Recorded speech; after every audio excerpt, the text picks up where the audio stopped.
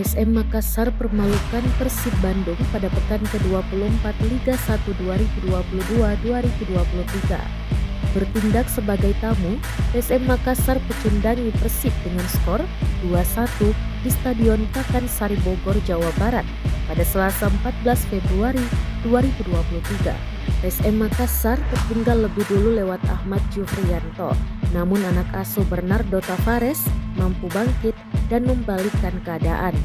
Dua gol PSM Makassar dicetak oleh Ramadan Sananta di menit 53 dan Yance Sayuri di menit 65. Tambahan 3 poin membuat mereka memuncaki klasemen dengan 50 poin.